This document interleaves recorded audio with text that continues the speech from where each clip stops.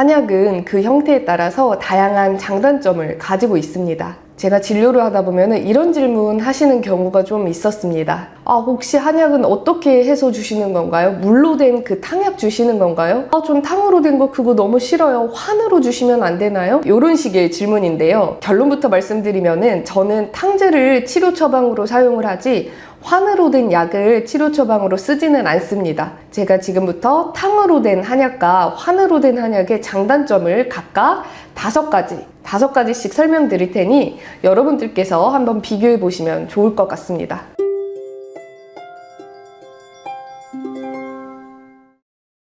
먼저 환으로 된 한약의 장단점 5가지입니다. 첫 번째, 다른 한약보다 장기간 위생적으로 보관이 가능하고 여기저기 가지고 다니는 데 용이합니다. 그래서 해외 출장이 잦은 분들이 특히나 환으로 약을 만들어 줄 수 없는지 많이 문의하고 계십니다. 그 다음으로 두 번째, 한약 특유의 향이나 맛을 싫어하시는 분들이라고 하더라도 이것을 환으로 만들었을 때는 조금 더 드시기 편해하시는 경향이 있습니다. 그 다음으로 세 번째, 하지만 환으로 된 약은 탕으로 된 약에 비해서 몸속에서 흡수되는 비율도 훨씬 떨어지고 속도도 늦어지는 단점이 있습니다. 네 번째, 환을 만들려면은 그냥 만드는 것이 아니라 어차피 탕약으로 끓여낸 다음에 그 탕약을 어떤 기계에 넣어서 환으로 만드는데요. 이 과정에서 한약 그 자체의 손실이 엄청나게 많이 일어납니다. 한마디로 한약이 공중으로 다 날아가 버린다는 의미인데요. 공중으로 날아가는 것들이 각 한약재가 같은 비율로만 날아가 준다면 그것도 상관은 없겠습니다만 그렇지가 않습니다. 한약재의 무게마다 서로 다른 비율로 손실이 되기 때문에 애초에 구성한 한약의 그 목적과 거리가 먼 약이 탄생할 수도 있습니다. 마지막으로 5번째, 환으로 만들어진 약은 환자 개인의 체질이나 성향, 병의 특성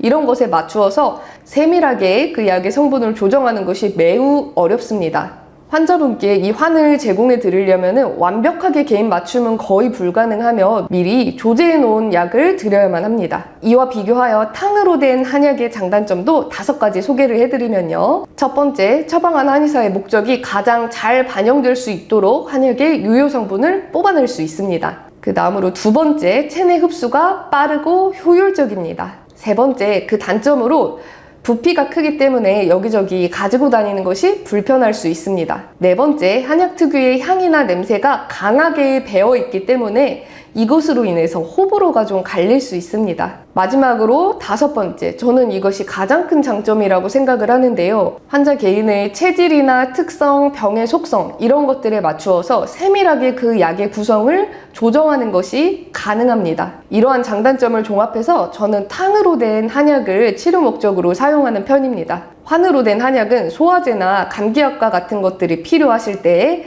처방 받으시는 것을 권해드립니다. 어떤 특수하고 잘 치료되지 않는 질병이 있다거나 개인마다 특수한 체질적인 어떤 특징이 있다라고 하시는 분들은 환보다는 탕으로 처방받으시는 것을 권해드리고 싶습니다.